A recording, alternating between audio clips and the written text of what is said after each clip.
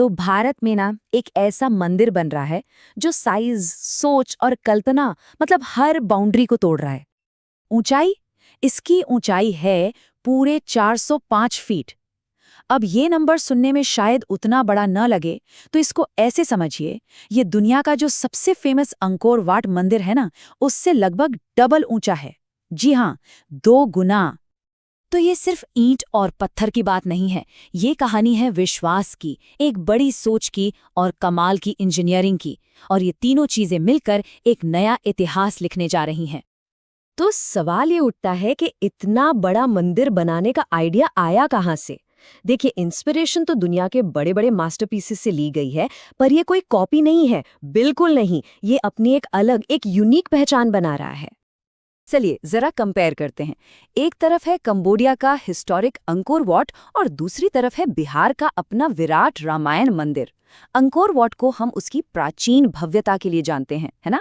लेकिन ये जो नया मंदिर है, ये उससे लगभग 2 गुना ऊंचा है, ये भगवान राम को समर्पित है और इसे आज के जमाने में बनाया जा रहा है। ये सच में एक नई सोच का सिंबल है। और बात सिर्फ अंकोर वाट पर खत्म नहीं होती।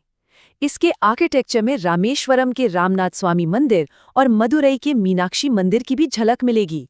और सुनिए, इस कॉम्प्लेक्स में अलग अलग देवी देवताओं के लिए 18, जी हाँ 18 अलग अलग गर्भगृह होंगे। और तो और, एक इतना बड़ा हॉल होगा कि उसमें एक साथ 20,000 लोग बैठ सकते हैं। सोचिए जरा। अब देखिए, जब भी कोई बड़ा सपना देखा जाता है तो मुश्किलें तो आती ही हैं। इस मंदिर की कहानी में भी कुछ ऐसा ही हुआ। इसका सफर भी आसान नहीं रहा है। एक टाइम पर तो एक डिप्लोमेटिक प्रॉब्लम भी आ गई थी, लेकिन उसी प्रॉब्लम ने इस प्रोजेक्ट को एक नई डायरेक्शन, एक नई शुरुआत दे दी। तो हुआ ये कि 2012 में प्लान था कि इसे अंकोर वाट की एक रेप्लिका जैसा बनाया जाए, लेकिन कंबोडिया की सरकार ने इस पर ऐतराज जताया। अच्छा, इसी वजह से 2013 में इस प्रोजेक्ट को एक नया नाम दिया गया, विराट रामायण मंदिर। और अब जो टारगेट है वो है 2030 तक इसे पूरा करने का। तो फिर इतना बड़ा प्रोजेक्ट, इसके पीछे कौन है? इसकी पूरी फंडिंग और डेवलपमेंट पटना का महावीर मंदिर ट्रस्ट कर रहा है। ये उन्हीं का विजन है और उन्हीं का कमिटमेंट। अच्छा, अब आते हैं इस मंदिर के सबसे हैरान कर देने वाले हिस्से पर, इसके सेंटरपीस पर। एक ऐसी चीज जो सिर्फ अपने साइज में ही बड़ी नहीं है, बल्कि उसका जो स्पिरिचुअल मैसेज है वो भी बहुत गहरा है। यहाँ पर जो शिवलिंग स्थापित किया जाएगा, उसकी ऊंचाई जरा अंदाजा लगाइए, पूरे 33 फीट। और इसके साथ ही ये दुनिया के सबसे ऊंचे शिवलिंगों में से एक बन जाएगा। और वजन 210 टन। लेकिन सबसे कमाल की बात क्या है पता है? इसे काले ग्रेनाइट की एक ही चट्टान से, जी हाँ, सिंगल ब्लॉक ऑफ ग्रेनाइट से तराशा गया है। कमाल है ना? इसे बनाया जा रहा है तमिलनाडु के महाबलीपुरम में, वहां के माहिर कारीगरों के हाथों से। और प्लान ये है कि जनवरी 2026 में पूरे वैदिक रीति रिवाजों के साथ इसे स्थापित किया जाएगा। ये ना एक बेहतरीन मिसाल है कि कैसे हमारी पुरानी परंपराएं आज की इंजीनियरिंग के साथ मिलकर कुछ शानदार बना सकती हैं। लेकिन एक मिनट, मन में एक सवाल आ सकता है ना कि राम मंदिर के कॉम्प्लेक्स में इतना बड़ा शिवलिंग क्यों?